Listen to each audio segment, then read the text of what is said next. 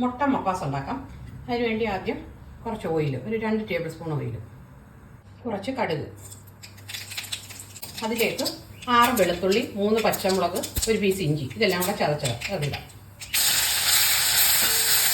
അതിലേക്ക് ഒരു സവാളയും കറിവേപ്പിലയും. 2 മുട്ടയ്ക്കുള്ള ഗ്രേവിയായത്.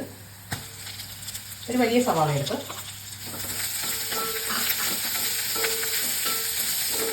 അതിലേക്ക് 1/4 ടീസ്പൂൺ ഉപ്പ്, 1/4 ടീസ്പൂൺ മഞ്ഞൾപ്പൊടി.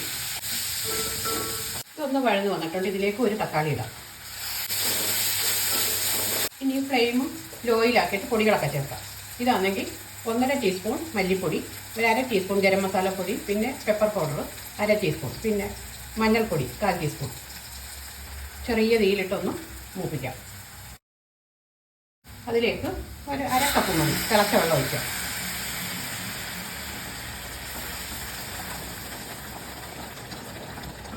ആവശ്യത്തിന് ഉപ്പ് കൂടെ ചേർക്കാം. ഇതിലേക്ക് ഇങ്ങനെ 2 മുട്ട ഇടാം. പുഴുങ്ങി ഒന്ന് പോറിയെടുത്തതായത് ഇങ്ങനെ വരച്ച്. മല്ലിയില ഇടാം.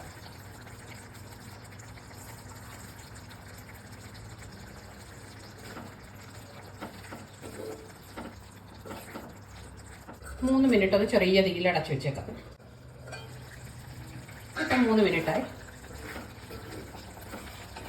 ഇത് ഓഫാക്കാം. ഓഫാക്കിയിട്ട് ഒരു 1/4 കപ്പ് തേങ്ങാപ്പാൽ ഇത് ചേർക്കാം.